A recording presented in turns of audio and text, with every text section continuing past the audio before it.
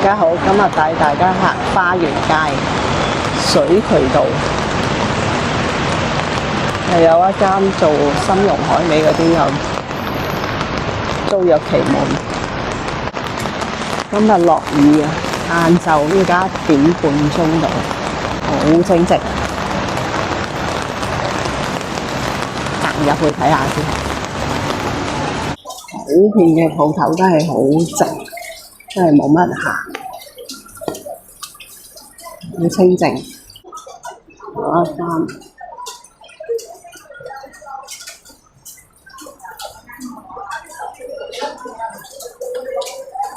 吉鋪，有好多檔口都冇開，又有一檔又係吉鋪，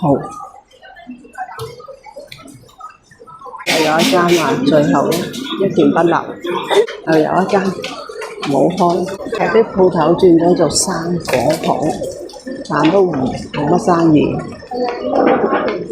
行到嚟竹街呢一邊，佢都轉咗做生果鋪、榨汁鋪，轉晒型。呢間小食鋪剛做咗幾廿年，執咗冇做。行咗幾步，又有一間，又開間吉，行咗幾步又有一間吉，唔止一間，呢度連續3間都係吉，好誇張。好多實體鋪都冇乜生意，好清靜。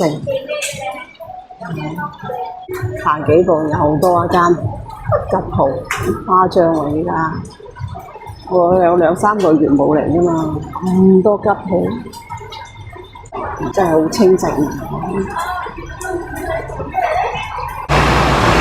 依家係黃金時間啦，晏晝2點，條街都有啲人行下，但鋪頭入邊嗰啲就真係好少人幫襯咯。實體鋪真係好難做啊！今日同大家分享呢一度，下次見，拜拜。上咗條天橋，落雨啊，更加多姐姐印傭喺度開 party， 好誇張啊！恩田道晚都咁多人，最好生意呢條天橋。